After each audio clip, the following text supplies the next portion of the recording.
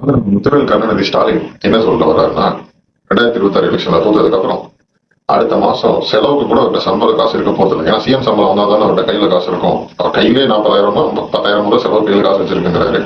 So அந்த சம்பளம் வராது தோத்ததுக்கு அப்புறம். அந்த சம்பளம் வரலன்னா வீட்டு செலவு கூட காசு இருக்க போதில்லை. இவர் ஒரு எளிமையான தலைவர். இவங்க குடும்ப சொத்து மதிப்பு எவ்வளவு தெரியுங்களா? சும்மா ஆன்லைன்ல இருக்கிறத மட்டும் நான் சொல்றேன். ஸ்பைஸ் ஜெட் 10,000 கோடி, ஐபிஎல் டீம் 9,000 கோடி, சன் மீடியா 25,000 கோடி, இந்த ஜி ஸ்கொயர் 1000 கோடி, ரெட் ஜெயிண்டோட போன வருஷம் வருமானம் மட்டும் 200 கோடி. சில பேர் அவங்க சொல்லுவாங்க இதெல்லாம் ஸ்டாலினோட சொத்து கிடையாது, இதெல்லாம் அவங்க சொந்த பந்தங்களோட சொத்து. அதை தான் நானும் சொல்றேன். இதெல்லாம் இவங்க பவர்ல இருக்கிறத யூஸ் பண்ணி அவங்க சொந்த பந்தங்கள் சம்பாதிச்ச சொத்து. இவங்க தயவுல சம்பாதிச்சவங்களுக்கு இவ்வளவு சொத்துகள் இருக்குன்னா இவங்களுக்கு எவ்வளவு கோடி சொத்துக்கள் இருக்கும். இன்னும் மக்களை எவ்வளவு முட்டாள நினைச்சிட்டு இருக்காங்க பாருங்க.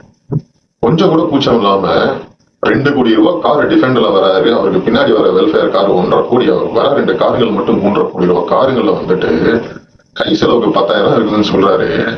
யாரையா முட்டாளாக்க நினைக்கிறீங்க?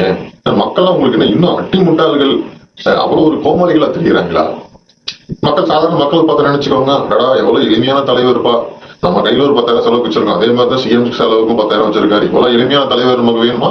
600 கோடி ரூபாய் சொத்து இருக்கிற ஜெய் வேணுமா அப்படின்னு நினைப்பாங்க. கரெக்ட் தானே? இன்னும் அந்த மாதிரி வெளியா இருக்கிற மக்கள் எல்லாம் இருக்காங்க. அவங்களை ஏமாத்திதான் இத்தனை வருஷமா அவங்க பொழப்பு நடத்திட்டு இருக்காங்க. அதையே தான் பண்ண போறாங்க. எத்தனாயிரம் கோடி ஊழல் பண்ணிருக்காங்க உங்க அமைச்சருங்கெல்லாம். அதுல இருந்து உங்களுக்கு எத்தனை % கமிஷன் வந்திருக்கும்? அதெல்லாம் நீங்க அதை காட்ட முடியாது. அடுத்த விஷயம், அதுக்குன்னு கொஞ்சம் கூட மனசாட்சியே இல்லாம 2 கோடி ரூபாய் சொத்துன்னு போட்டு வச்சிருக்கீங்க. கையில செலவுக்கு 10,000 இருக்குதுன்னு போட்டு வச்சிருக்கீங்க.